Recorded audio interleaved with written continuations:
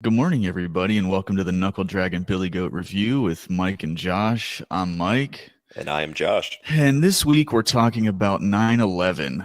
Okay, so for all the first time listeners, what we like to do is each week Josh and I will pick a topic, usually at the beginning of the week. So Monday or Tuesday, we'll pick a topic, and then we do a little bit of research of our own, talk about it on Sunday, like we're doing today.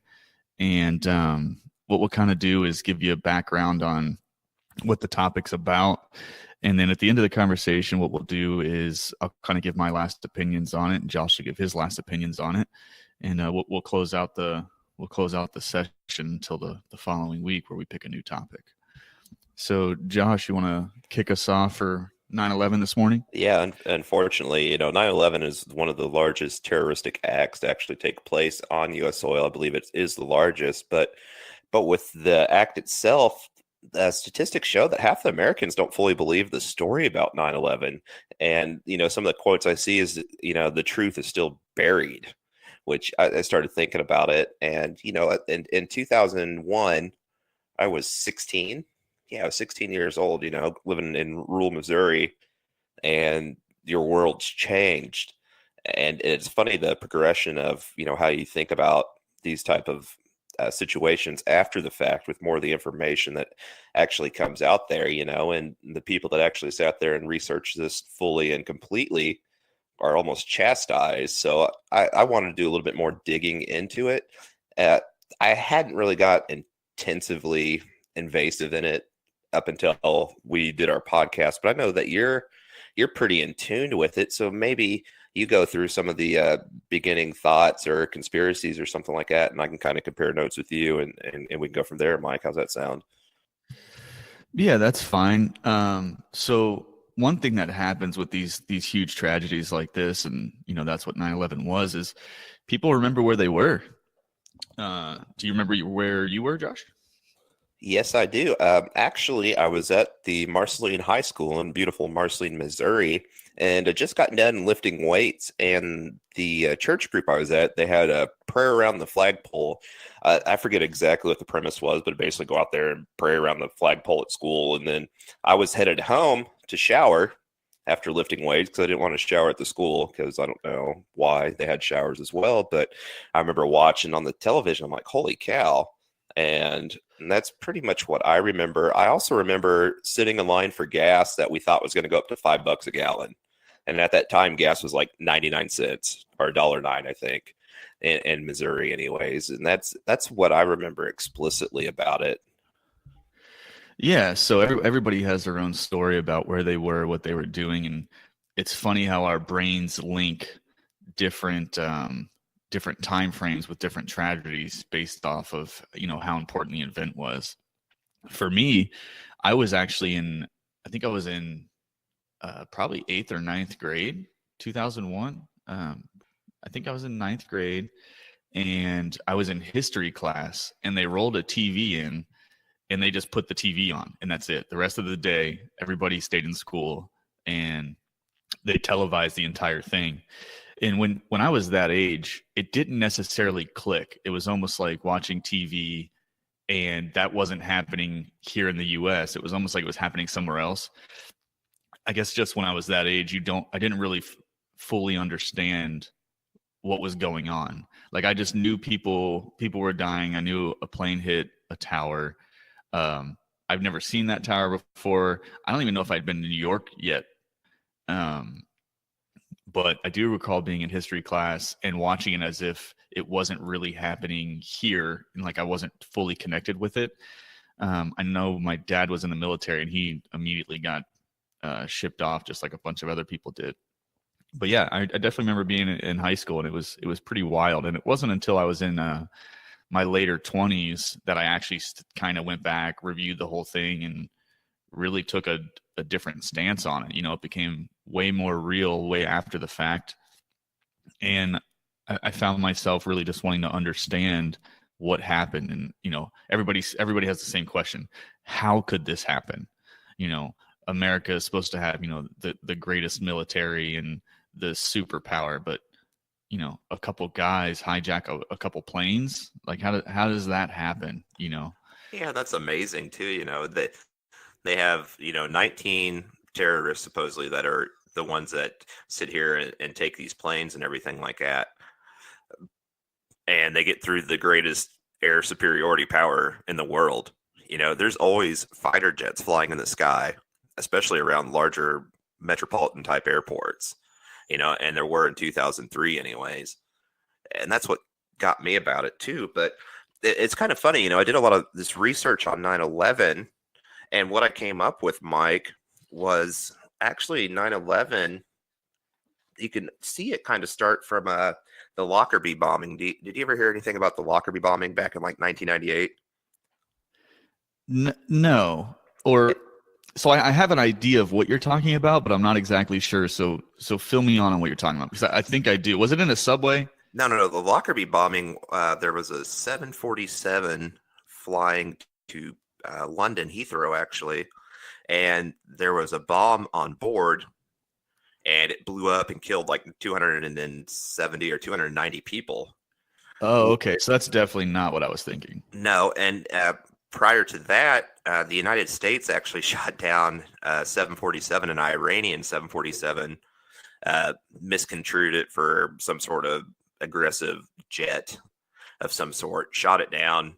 I think the Navy shot it down actually, killed 270 Iranians. So this is where I'm going to start my story at on this, right? So I forget when this Iranian air was shot down. I want to say 96 or 97. I mean, it was pretty much before this Lockerbie bombing over Scotland. Did that end up being civilians, or was it an actual threat? No, it was civilians that the United States shot down an Iranian air. It was folks going back to Tehran, Oh, that's terrible. Innocent folks being killed. And the United States never apologized, which, okay, Weird. whatever. But the Ayatollah over there, the supreme ruler of Iran, said, the United States will rain blood. Americans will rain blood out of the sky. So fast forward to this flight, and I believe this flight, I'm sorry, it took off from Heathrow. It was flying somewhere else north, I guess, if it got blew up in Scotland. I think it's actually headed to LAX. But at Heathrow, they had somebody came in, like broke the security, came in into the luggage area, and nobody at Heathrow like shut down flights, outgoing flights. Like, that's a big red flag. Can you imagine that today, Mike? I mean, that's so crazy. Yeah, they wouldn't do that today. I mean, their response time. Okay, so so there's two things here, right? So one, they have a really fast response time now, or faster response time to those types of scenarios, situations. But what I don't like is they're very, I guess, emotion driven or response driven. So like if something happens, they're very quick to just put something in place instead of really analyzing what happened and how we could actually resolve it. What they do now is they kind of just throw some stuff out there that makes people feel safe, but it doesn't actually really do anything for safety. It's just more of like a visual. There's a term for it. I can't remember off the top of my head. Dog and Tony show. Yeah, basically it's like fake security. Like there's been studies done on TSA where they don't actually provide any extra security at all. So they're just there to like pat you down and check your baby formula.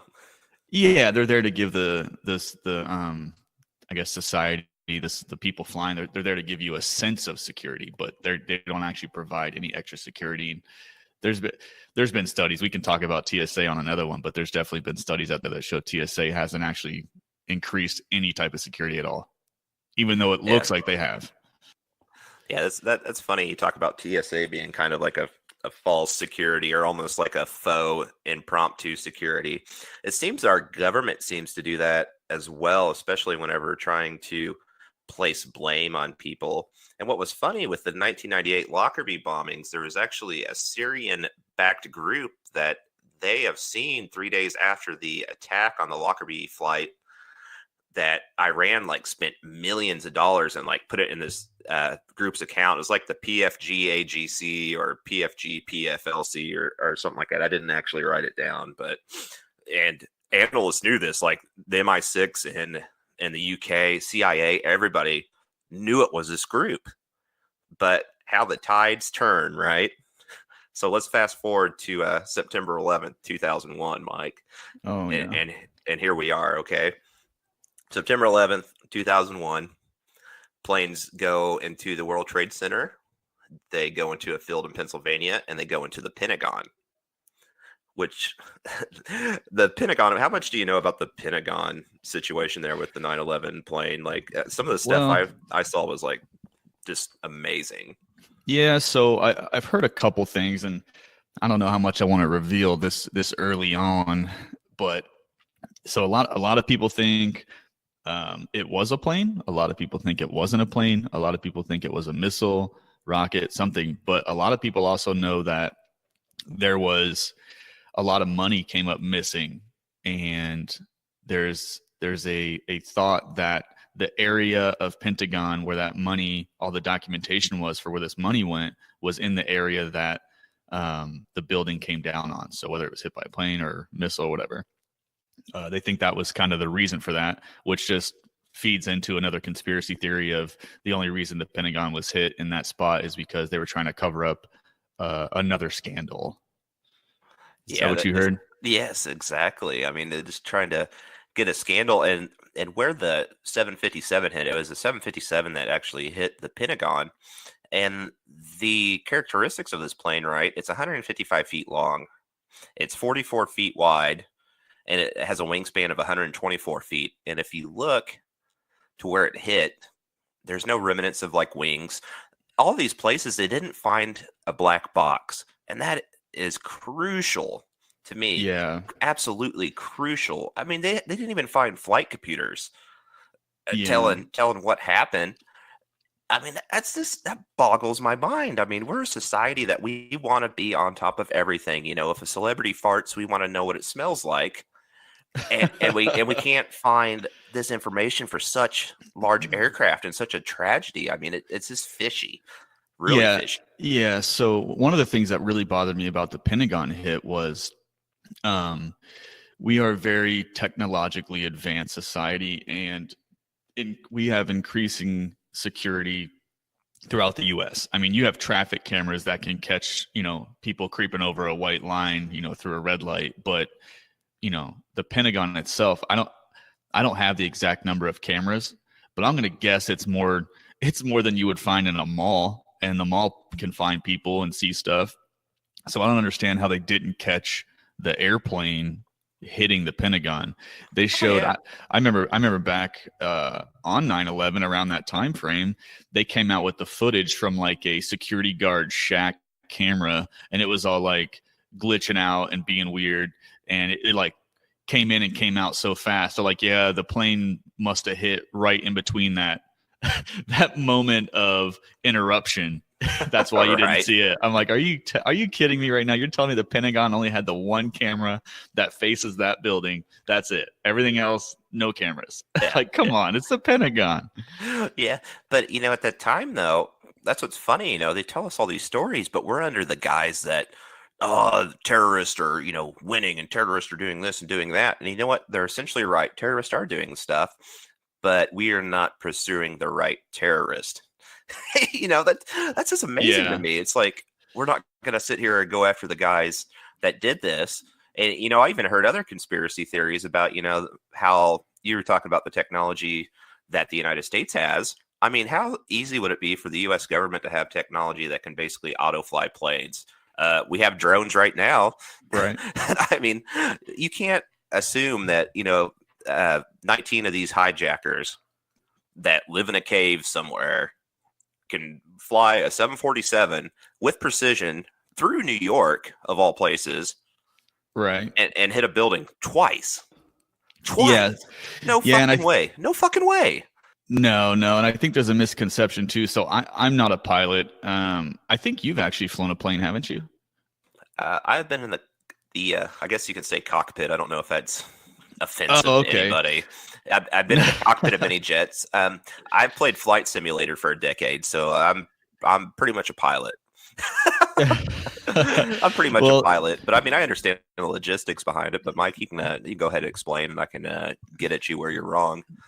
Yeah. So from what I've looked at and listened to people talk, it is not an easy thing to do, to take one of those big airliners down to a couple hundred feet above the ground and run it into, a 300, 200 foot wide, building. It's not easy. That's not something everybody does. And it's not something you're trained to do. You're trained to fly airplanes up in open space, not through buildings. So I don't think it's as easy as they were trying to make it seem. No, Now, you're not taking a Cessna and right, flying it through. Yeah, you're flying a tank, right? I mean, it's these things weigh tons. So I guess my point is, I believe that the airplanes hit the towers, but I don't believe that it was as easy as some people made us believe. It's actually extremely difficult to do. Oh yeah, I mean, you're so low to the ground. I mean, even at a couple hundred feet, you're getting proximity alarms in the cockpit. You're hearing terrain, glide slope, speed, and supposedly the speeds they were at being at that altitude is like your engine could have like just blown up. I mean, you're basically running over 100% compressor speed, fan speed on airplanes. And gosh, you're gonna get us talking about airplanes for a while. Like, I'm so excited right now. But essentially, for two of them to hit two different buildings, essentially from the same spot. I mean, it's crazy. It is absolutely crazy. But I don't think the planes brought the towers down, Mike. What do you kind of think about that? Well, so that's another misconception, and I think a lot of people tried to prove this, is that aircraft fuel melts steel. So it doesn't. It 100% doesn't. And if you look into this, there are real world examples of this. I believe it was in China, I want to say, that an aircraft, it was a larger airliner, hit a building, and the thing burned for like over a week. Okay, you can look this up and watch it on YouTube. So this building burned for over a week. It's still standing. They rebuilt it. They fixed it and are still using it. So the fact that people think aircraft fuel can melt steel after burning for just a couple hours, when others have burned for days and over a week, I think that's really silly. And I also don't like how, when 9/11 originally happened, I don't like how the government, they're just so quick to give an answer. They would rather just give a quick answer than really dive into it and see what's going on. But I also understand there's an incentive to not really want people to know what's going on. Pull the blinders over the eyes. Oh yeah, lead them to your directive. And you're exactly right. Some of the research I was doing this morning, to melt steel, you have to be at like 1,500 degrees centigrade, right? Jet fuel, right, at the hottest it will actually burn is maybe 1,100. Okay, so that's not hot enough, period. Well, right, Josh. But what about, this is one of the arguments they had too, is, well, what about all the paper? It was a building full of paper and carpet and, building material and wood. Wouldn't that have increased it? The answer to that is fucking no. No, I mean, it's just like you throw an extra piece of wood on your fire at home. Right. You're keeping the same energy behind it. But here we go. They had a professor of chemistry out of Denmark. He's been a professor of chemistry for like 40 years. Niels Harrit, I believe. And his hypothesis is that it was a controlled explosion. And the reason why this is, typically in dust of this magnitude, when a building collapses and all this, the iron content in it is 0.04%. Okay. The samples that he took at ground zero showed 5.8% of this dust containing iron, which for the layman, we're like, so what? There's more iron. Right. Well, funnily enough, you've ever shot thermite?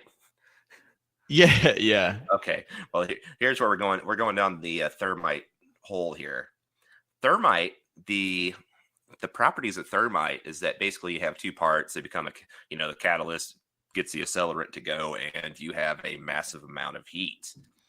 Well, this is kind of what happened, but even more so is that they found fragments for nanothermite, which has half of the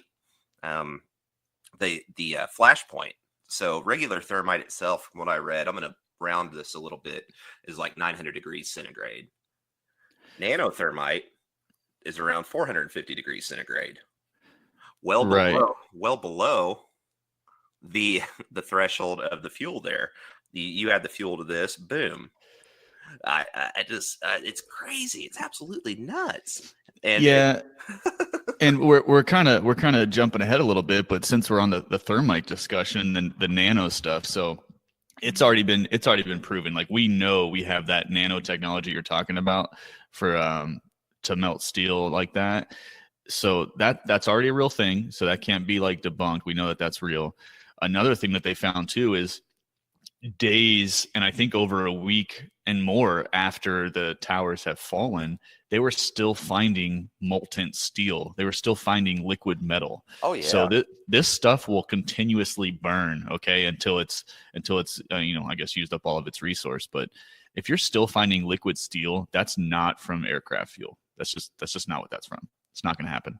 No, and to throw a little more information on your ways, the company I work for is we produced rolled aluminum. Okay. We take Right. scrap solid state aluminum, we melt it down to its lowest point, which is like, gosh, a couple thousand centigrade. I want to say like 1500. That's for aluminum. I mean, there's a massive amount of heat. And what people don't understand is that aluminum isn't always that silvery color. When it gets hot enough, it Right. will be red. It'll look like fire, and it is extremely hot, and it flows, and it looks like lava. And that's what these guys were explaining. But what was funny about this with the thermite and all these other discussions, this National Institute of Science and Technology that went through and kind of went through the 9/11 reports. First of all, they didn't even test for explosives, which it boggles my mind. I mean, I would like to know even if Right. the presence of jet fuel, because I mean, for them on their behalf, is you could sit there and look at the presence of jet fuel, be like, okay, well, the concentration of this was that, and yada yada yada, but it didn't happen. Never freaking happened. I mean, that should raise a red flag right away, don't you think? Yeah, yeah, absolutely. And let's step back for a second and talk about the leading up to 9/11 and how this kind of all played out, because I think a lot of people listening probably don't know what the CIA already knew. So there was these two guys, right? I don't actually recall which country they were from, but the CIA was tracking them and seeing what they were doing. They ended up coming to the United States, and this is the one we were talking about where they stayed at an FBI's. They rented a house from an FBI agent. Yeah, and in I, San Diego. that's right. So this is, and they've come out and already talked about this, and they're saying it's the fault of the CIA not communicating with the FBI, and how there's not this transparency between the two, and how the CIA is more important than the FBI, so they only really tell them when they feel like they need to. Well, so the CIA is tracking these two pilots, which is, they ended up being, I think they were both pilots, correct, for one of the airplanes. Yeah, they were both pilots of it, and the names I have here I scribbled down. You had Al Hazmi, as Al Hamini and Al Madar, and Yeah. Yep. these guys were Saudis, I believe, from the information I have. But yeah, they were pilots. They are the ones that actually they were in the plane that hit the Pentagon. Right, right. So you have these two guys that are being tracked by the CIA. They've been being followed for a while. They come into the United States. The CIA still doesn't do anything. These two individuals are tracked and followed, and they find out they're staying at a. They've rented a place in San Diego. Come to find out, it's an FBI agent's rental. So, but they're claiming the FBI agent didn't know who these people were. They were just two stand-up guys that had money, right? But so the CIA is still tracking these people. They're tracking them to, what was that gated community that they were staying at? They kept going there to visit some person. What? Oh, it was in Sarasota, Florida, and they would visit the Al Haji, the Higgy family, Al Higgy family in Florida at the That's right. compound. That's right. Yep. Gated community. They would go there. They would visit. They had all this stuff tracked. Okay. So leading up to 9/11, I believe right before it happens, they find out that this family in the gated community completely rolls out. They hop a flight back to what? Did they go to Saudi? Yeah, they went back to Saudi like 2 weeks before the attacks. And what was funny in the documentary I was watching is that they said whenever the agents came in, like after the attacks and all this, there was still like dirty diapers in the trash and food left on the table. It wasn't like they're like, okay, I'm gonna go on vacation and kind of tidy things up like normal people do. They just left stuff and it was like, forget about it. I'm going back to Saudi. Well, yeah, I mean, when you find scenes like that, where you roll into somebody's house and everything's kind of left, last minute, there's still food on the table and things like that. I mean, they definitely knew, they were definitely warned. It was hey, it's about to go down. Let's get out of here, and let's get out of here before they shut the airports down. I think that's what that was. Oh, easily had to be. And what was funny, you talked about the CIA tracking these guys. 3 months before 9/11, the CIA lost these guys, lost track from whatever records they have. The director of the NSA says this. I mean, that is amazing. We tried to make these guys informants, supposedly, and 3 months Right. before, we just, well, okay, they're gone.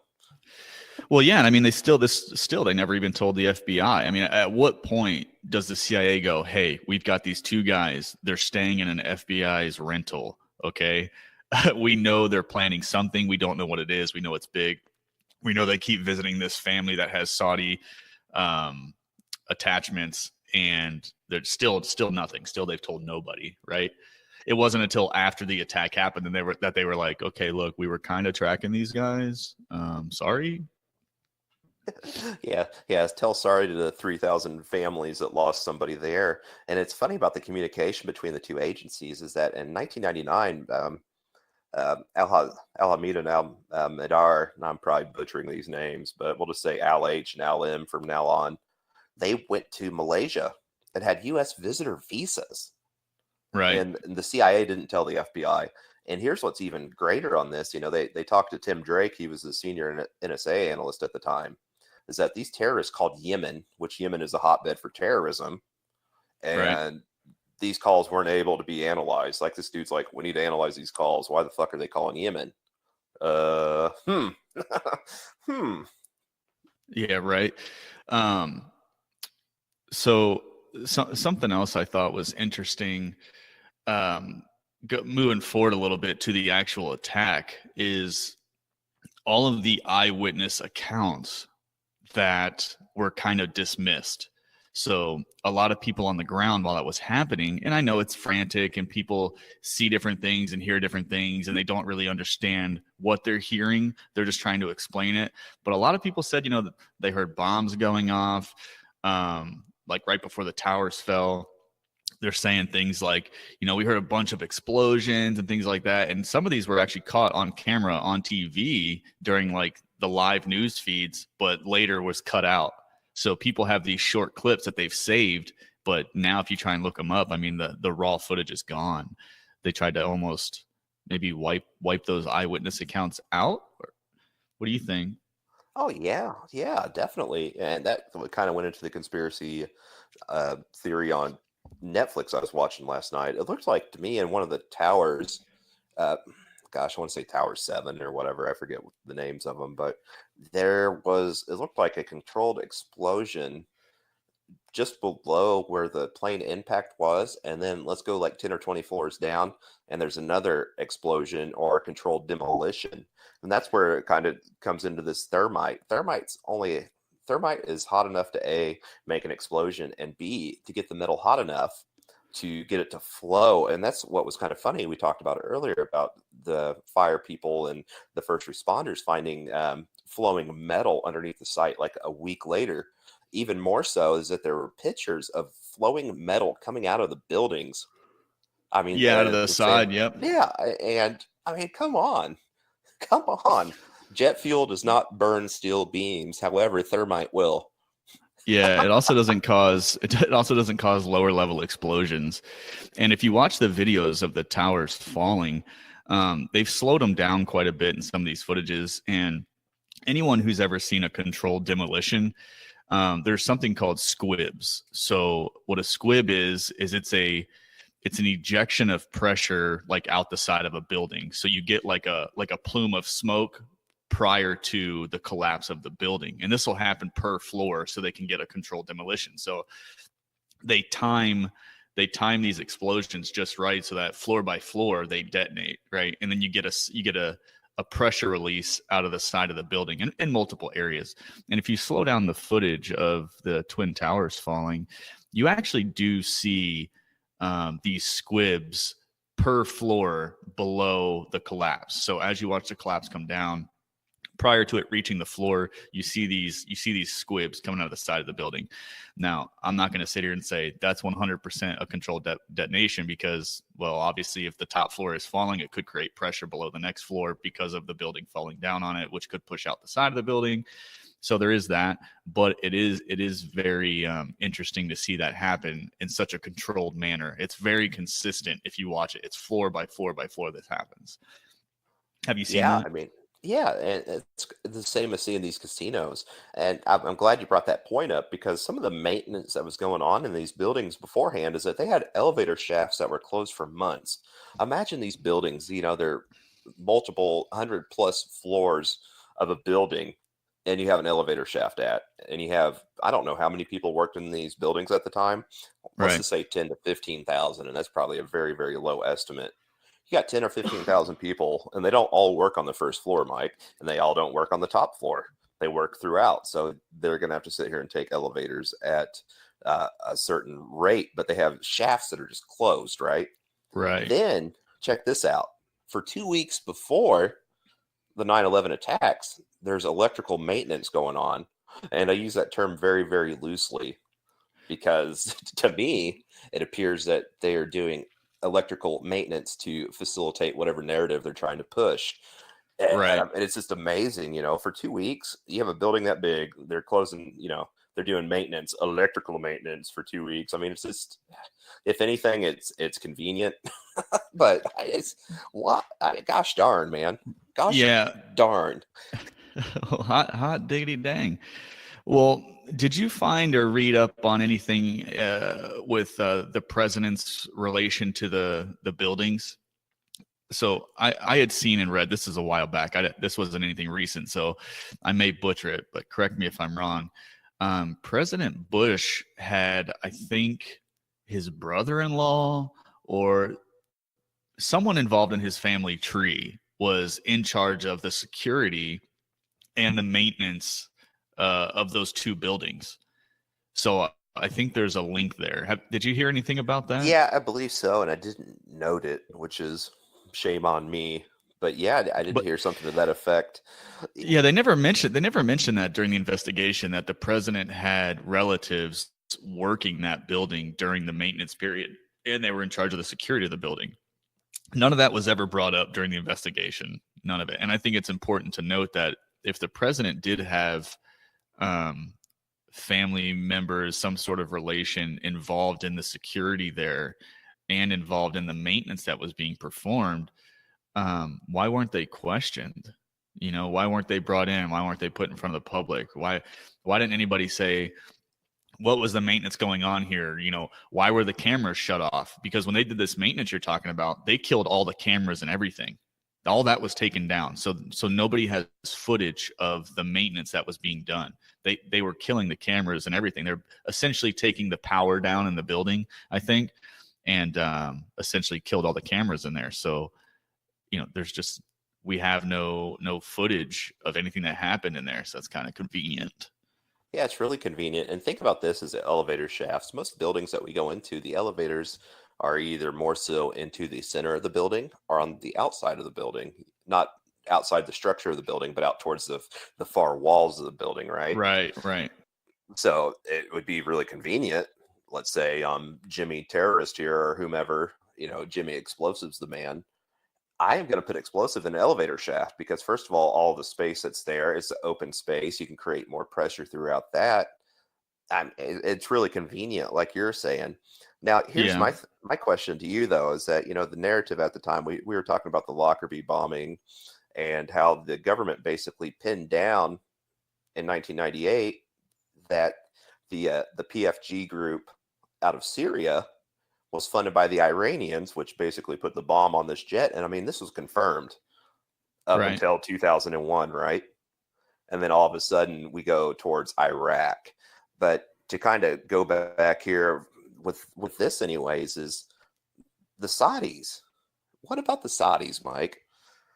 Well, so the Saudis, we have an interesting relationship with them, and especially President Bush at the time, and he still does. So they've always been known to be really close, and America has what's the term for it? Basically, we cannot sue or bring back any Saudis from Saudi Arabia. We have an agreement with Saudi. We're friends with Oh, them, the basically. there's no extradition clause, and I believe they'll have almost a diplomatic immunity in a Yep. way. Yeah. So the second anybody the 2 weeks prior when those Saudis left and went back to Saudi, you can't ever get them back. They can stay there forever. They could have done whatever they wanted as long as they make it back to their territory. There's nothing we can do. They'll never work with us to get them back here. We can't ever sue them, and that's that. That's just the end of it. That's our relationship with Saudi. It's pretty messed up. Yeah, it really is. And what was funny is that, these 9/11 families went they sued the Saudi Arabian government, and it was kind Yeah. of, oh, How'd hey, that work out? not very well from what the information I had. I hadn't looked it up, but I believe the term that we wanted to have here, I actually wrote it down. It's sovereign immunity, and I put in notes, cannot be sued. Right. Yep. They have sovereign immunity. But what was funny, though, more so, what was it? 14 out of the 19 hijackers were of Saudi Arabian descent, born in Saudi citizens, what have you. And we never went to Saudi. We never questioned Saudi. We didn't work Nope. with Saudi. The Saudis were very reluctant in giving us any information if we even asked for it. But where's the first place we go to, Mike? Afghanistan. Really? Why do we go Oh, to I know. Afghanistan? Why do we go to Afghanistan? Oh, Osama bin Laden. He's been fighting us for years, and this and that and the other. I said, you can't find a guy that's 6'5" on dialysis living in a cave in Afghanistan.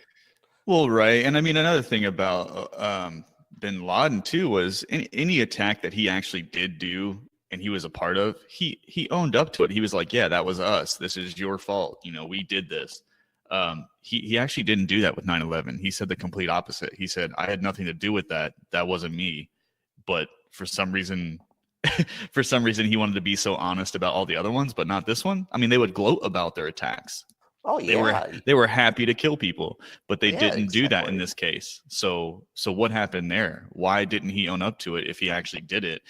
And I think going based off of his previous ownership of attacks, you would think he would own this one too, but that wasn't the case. And then we still went after him.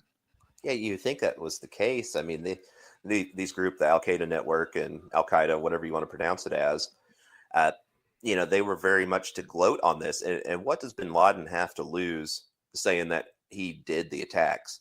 He's already on the FBI's most wanted list. He's already actively Right. being pursued, and he's being pursued. The USS Cole, the bombings, they had the bombings in Tanzania and Kenya back in the mid 90s that his group was behind, which he took ownership for as well. But going forward, why wouldn't that? I mean, for me, right? I mean, this is a really weird way to think, but I'm a terrorist, right? And I'm going to my biggest, baddest enemy, and I'm punching him right in the nose. I mean, Right. taking the towers down and having an attack of this magnitude in the United States, I mean, that is your piece de resistance. I mean, that is something like, you're dancing in the street about. Well, I don't get it, Mike. I just don't get it. Well, neither do I. And I mean, if you look at all other terrorist attacks, okay, so what happens after each terrorist attack? And this can be small to large. So, look at the club shooting that we had, right? They all have a distinct way of acknowledging acceptance for what they did. So whether they're saying like Allah Akbar or something like that, or yes, our group did that. Okay, so usually after a terrorist attack, a terrorist group will acknowledge that they did that. They want people to know that they did it. This was probably one of the only times that it wasn't acknowledged. There wasn't a single terrorist group that was like, yeah, we did that. And I think that is extremely important to note. Every other terrorist attack, some group comes out and claims it. Why wasn't that done for 9/11? What happened there? And that's really good points as well. I mean, wouldn't you want that on your resume? You're already Right. sentenced to die. The United States puts you on the FBI's most wanted list. You're going to die, period. Oh, exactly. Yeah. There's a $25 million award for bin Laden at a certain time.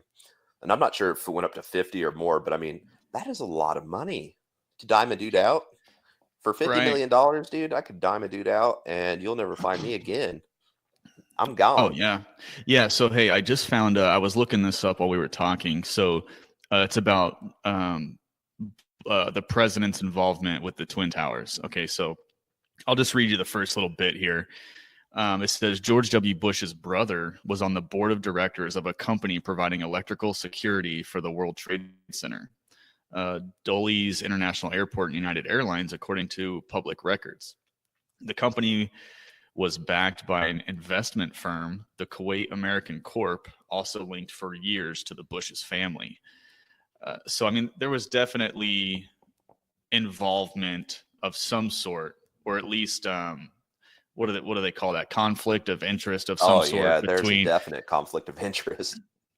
Yeah, I mean, obviously during the investigation, they don't want to come out and say, well, just so you guys know, Bush's family was actually part of, the security team there at the tower. They just don't want that involvement with the president, so they push that as far away as possible. That way, it's never a thought. It wasn't until months later that people started digging into this because they didn't get the true answers. It wasn't until private investigators and individuals tried to get all this information themselves and then found out there was a connection between the president and the towers. Now, that connection doesn't necessarily mean that he was involved or that they were involved. It's just interesting to note that it was never brought up. I think that's important to know. And I think that just involves transparency. And we all know the government is not transparent with anything. No, absolutely not. And you talk about the relationship that with Kuwait that we've had. I read something a while back as like the Bush family itself has been involved in the Middle East since like 1953.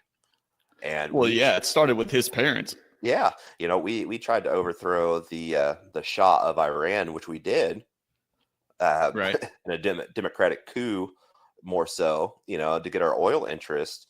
But fast forward to 2001, we go through all of our things and we go to Afghanistan first, which to me that's the poorest country on earth.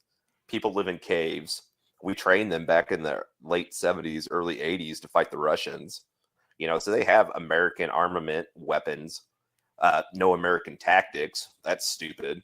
And then, Oh, yeah. and then we decide, hey, let's go to Iraq. Saddam Hussein is harboring all these people. It wasn't Saddam. It was the Ayatollah Khomeini that funded this group that did the Lockerbie bombing that went forward. And I mean, why not go after the sources? Because it's Iran. We don't want to mess with them, apparently. Right. Iran backed Saudi. There you go. There's two of your pals. It's kind of like you're at the bar and your buddies get drunk, right? You're always going to take your buddies back. Always. It doesn't matter if they're 100% in the wrong. You're taking their back. And that's essentially what happened here. We didn't go after the direct sources. So we sit here, we go after Saddam, we bomb the shit out of Iraq, make it a terrorist hotbed to say we're still in Afghanistan for God knows why. Opium. That's another program. But I mean, it's crazy. But we have all these hijackers. I got a question I want to form to you. Is that, do you think these hijackers were basically patsies for the government to use to kind of go with their directive in a way? Yeah. So if you look at what the government has done in the past, okay, there's definitely something to note about the government wanting to be involved in war in other countries. So if the public doesn't want to be in this war, then the government has a hard time getting involved. So they have to have a reason to unite us to get us involved in a war. I want to say it's been mostly proven. I don't know if it's a hard proof or hard truth, but I know in the past the government has definitely set up ways to attack itself to get the population in the U.S. to unite.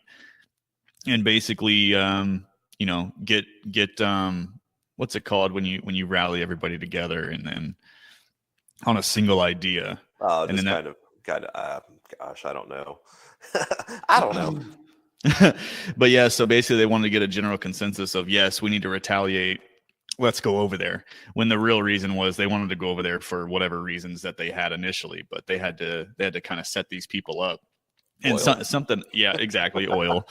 But so something else I was reading on this same site right now is more about Bush's involvement. So it says the security company formerly named Securacom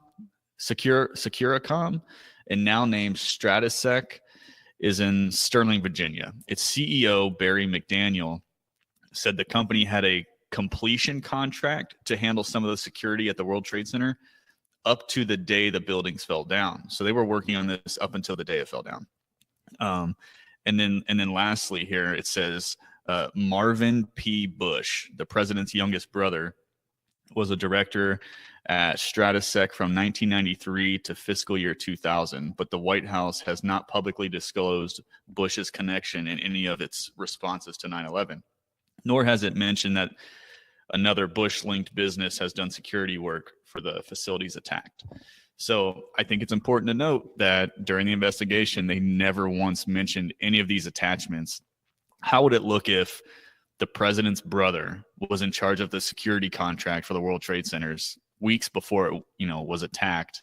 And there's obvious theories out there that, it was a demolition.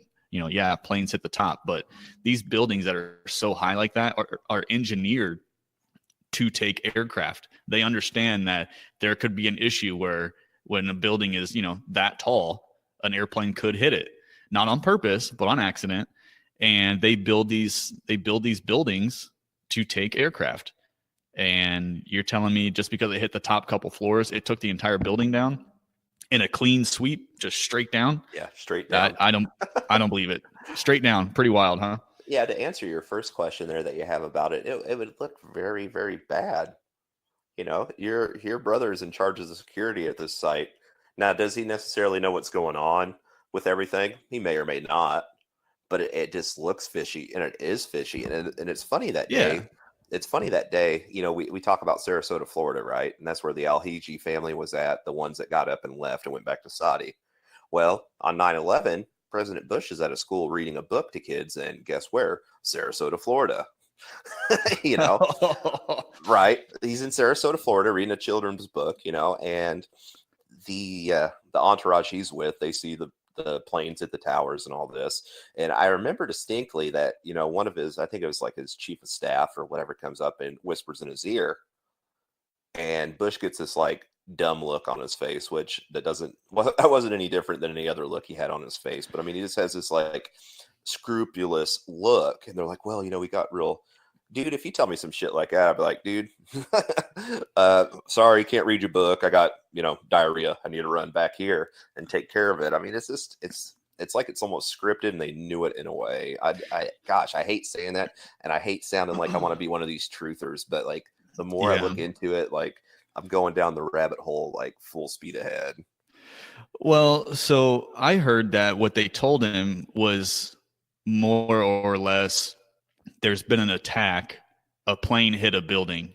And that, I don't think they gave him full details, because they went and told him initially, right? They gave him an initial report, which I think is what you see them whispering in his ear. But they actually went and talked to him a second time. And that's when it got more serious, when I think the second time they said, hey, the other tower just got hit again. We are under attack. And I think it was at that point they actually left.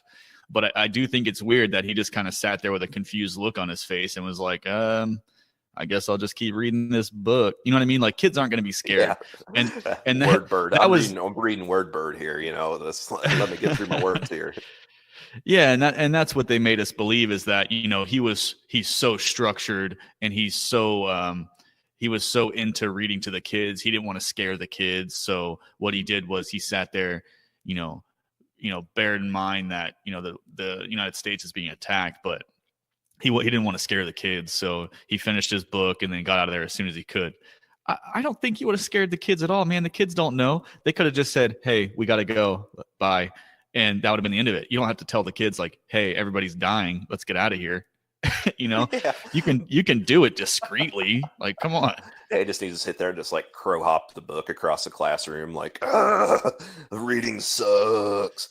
That and Oh, I I know. like the point that you bring up is that necessarily it's like I think I watched the same thing that you may have, but they said a plane hit a building, and you think to yourself, okay, like a Cessna. Cessna Right. is a building. Okay, that's an attack. Maybe we call that an attack. But once they have the information fully at hand, so maybe at the time Bush didn't know, maybe he did know. It comes down to that I don't know. Really, I Right. mean that's the long and short of it. But I think too is that we're going after the wrong countries here in these wars as well. We should have went to Syria.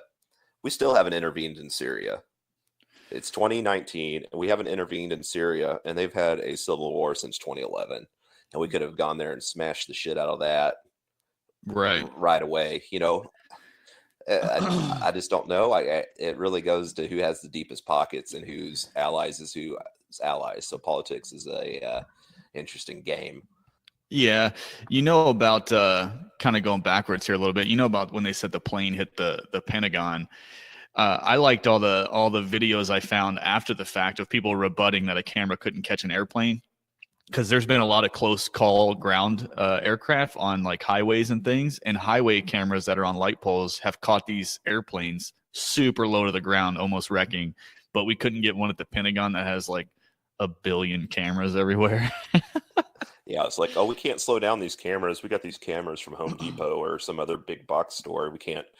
eh, there's just a lot to this, and the information distribution on this is silly. There's a document called the 28 pages, right? Declassified documents that the government actually put out, but there's 80,000 pages of documents that attorneys have put a Freedom of Information Act on, and they're like, nah, we can't give them to you. They're classified. Like, really? 18 years after the fact, still classified. Just give the Yeah. people the truth. And the thing is, we'll never have the truth. We don't know. Maybe this was funded by so and so and so and so and so and so and so and so. But how many innocent people have died on both sides because of this? I mean, that's what I get down to. I'm like, I think about the premise of this. How many innocent people had to die so we could have this bullshit go on? Right. And obviously too many, one person's death is too many. But I wanted to look up while we were talking here. I wanted to look up the cockpit recorders and if they were actually recovered. So this is what I found. It says, according to the 9/11 Commission report, both black boxes from Flight 77 and both black boxes from Flight 93 were recovered. However, the CVR from Flight 77 was said to be too damaged to yield any data. On April 18th, 2002, the FBI allowed the families of victims from Flight 93 to listen to the voice recordings. In April 2006, a transcript of the CVR was released as part of the Zacharias, Missouri trial. So they did find some of them. One of them was damaged, and the other one didn't really have any useful data on it. Those recorders pretty much just pick up the cockpit voice, so they don't really hear anything in the cabin. But No. Yeah, so I don't think they actually got any good info off of there. But I'll pose a question to you because I think it's interesting how in all terrorist tragedies that the government is so quick to resolve them. So what do you think about them finding a half burnt, still intact passport of one of the hijackers on the ground after the collapse? That is inconceivable. There's no way. How does that happen? You've got this. It doesn't. It's planted.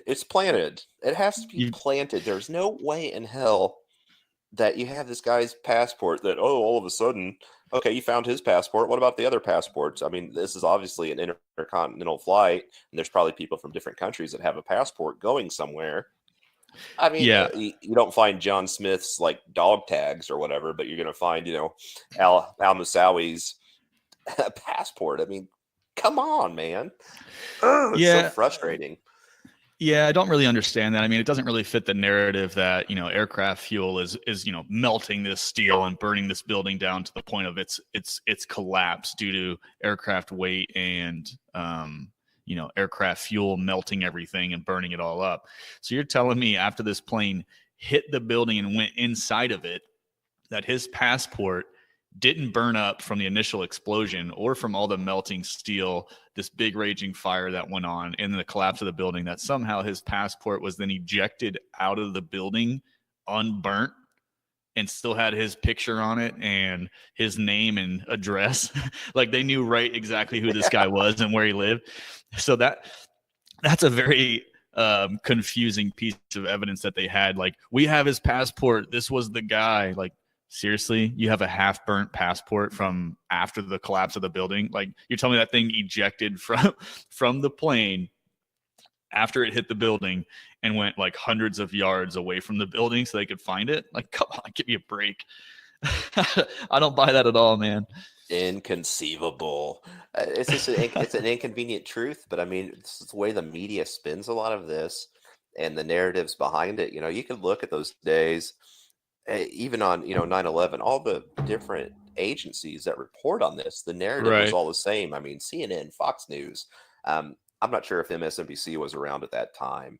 All these news agencies have the same story, this and that. It's Osama bin Laden. It's Osama bin Laden. They know from 9/11, the day of, or maybe a couple days after, right, that it's Osama bin Laden. This guy Right. orchestrates this from a cave in Afghanistan. Come on. Well, yeah, Come I mean, on. he denied the whole thing too. He's like, "Look, I wasn't involved in that. I did all that other stuff, and I was cool with that, but I'm not cool with this. I didn't do that." Yeah. And yeah, so what's your take on Building 7? Did you read anything up on Building 7 when it collapsed?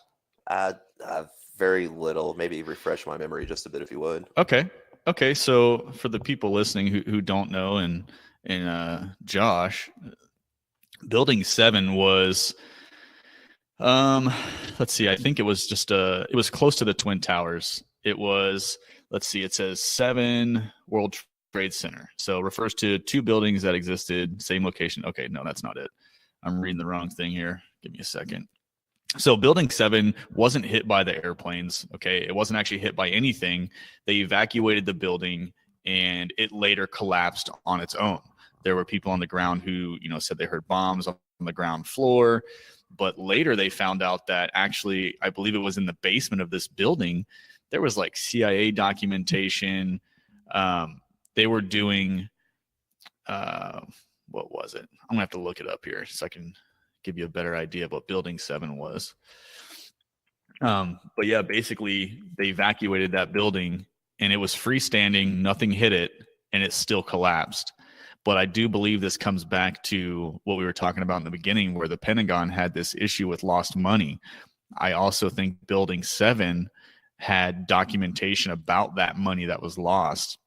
And there was that separate scandal that happened. Well, a lot of people think Building 7 was taken down purposefully as well to cover that up. So that's kind of what surrounds Building 7. And the huge mystery there is, if you watch the video of Building 7 collapsing, is that it looks like a standard demolition. It's kind of difficult to see from some of the angles, but there is footage out there that shows the middle of the building at the roof coming in on itself, and then the walls kind of fall into the middle, which looks like a typical controlled demolition. You bring out the center, which lets it fall into itself, and then you blow the rest of the building down in a controlled manner, so it falls straight down. And that's exactly what happened to Building 7, but was never hit by anything. That is, you didn't hear anything amazing. About that? Amazing. I probably had, but I think I overlooked it in my research for the show anyways. But you're exactly right with none of these look like explosions. We see missiles hit tanks and tanks explode, outward. Right. All these were exploding into themselves and falling straight down. You can't tell me a building that's, 200 feet by 200 feet by 200 feet by, whatever, is just going to fall straight down into itself. Yeah, and I mean another big clue to that is, look at all the other building hits by aircraft, none of them fell. None of them fell like this. There were some where like chunks of the side of the building fell off, but never a complete collapse. And I'm talking about, buildings that were hit with, 747s, and they burned for a week, over a week, never fell. Like it is inconceivable to me to think that just because a single aircraft hit the top of this building, the entire thing fell on itself straight down. That just does not make sense to me. Jet fuel does not burn steel beams. It just doesn't happen. They push this narrative for years, and we'll never know the truth about it, Mike. I mean, that's what's so crazy about it. I think we're owed a sense of the truth. Oh yeah, so these families in particular.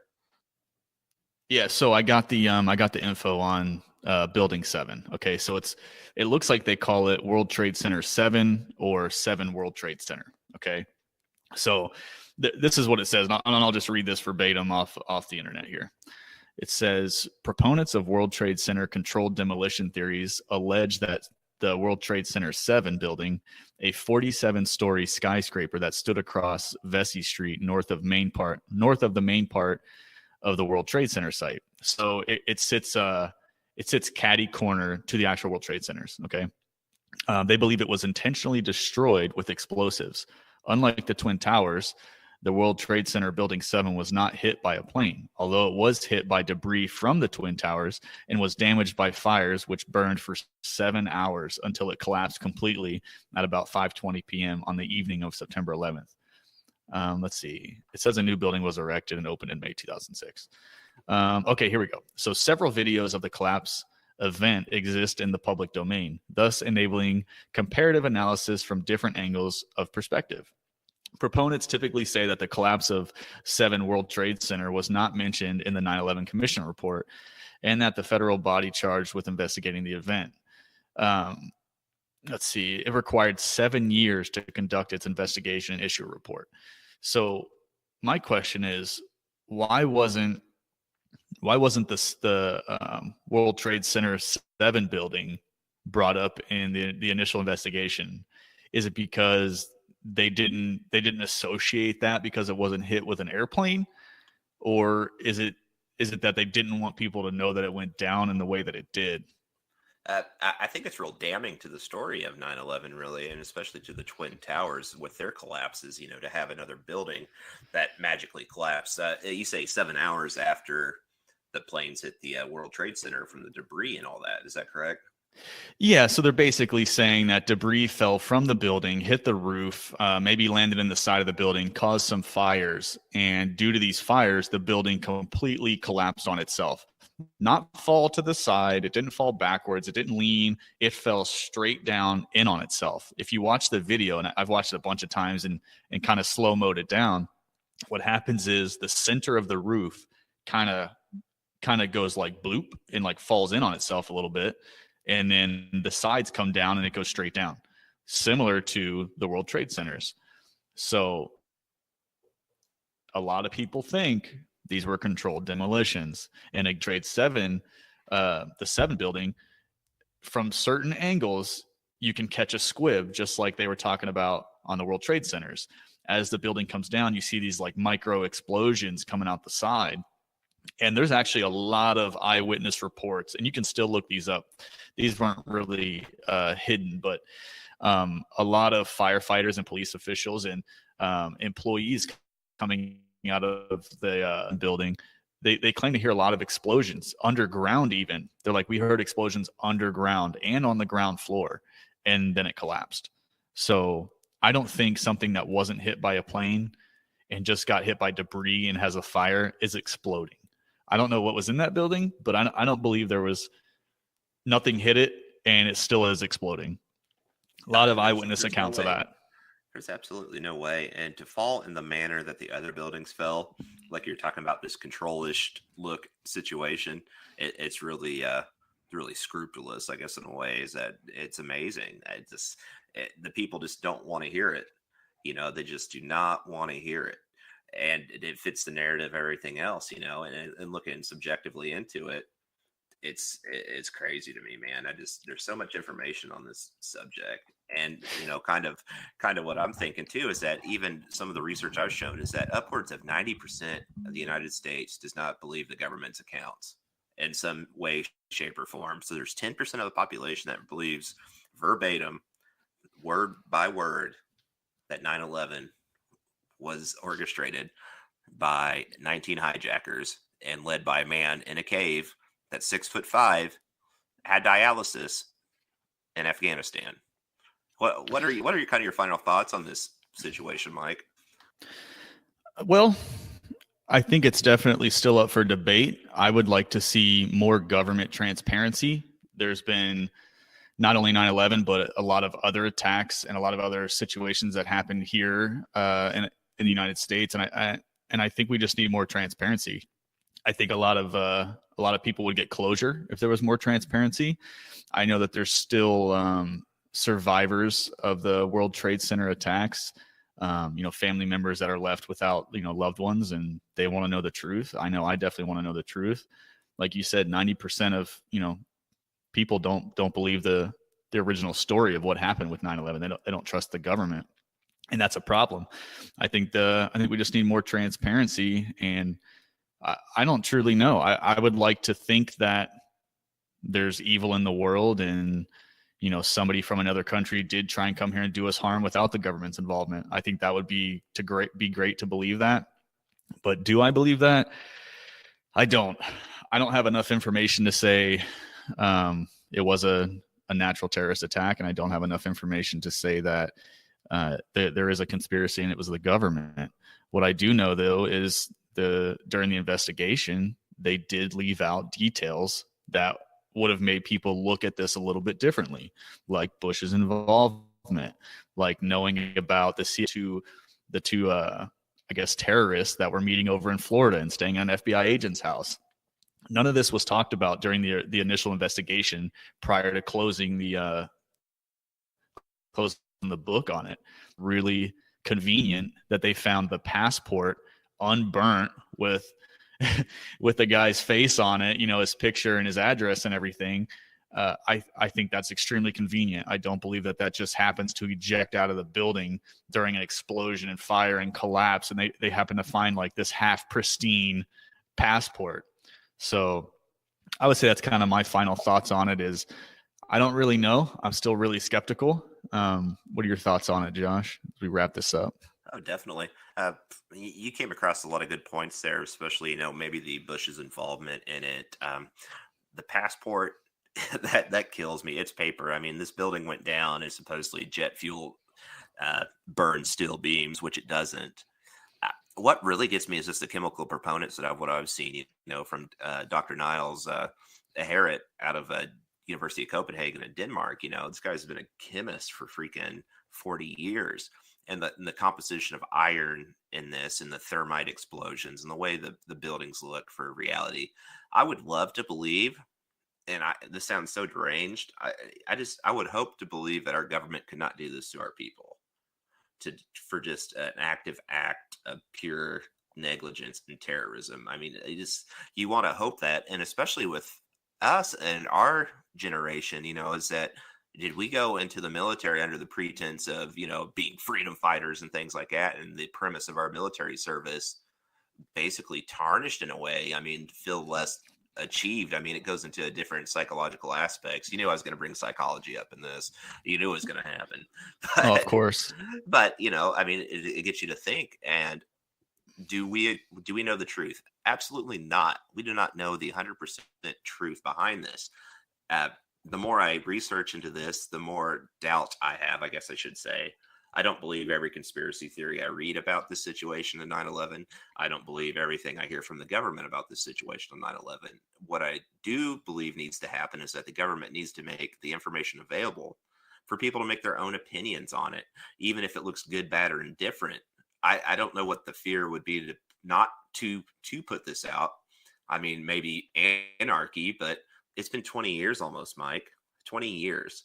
I mean, I don't understand why you wouldn't give that information out. So that's kind of my final thoughts on the 9/11 situation.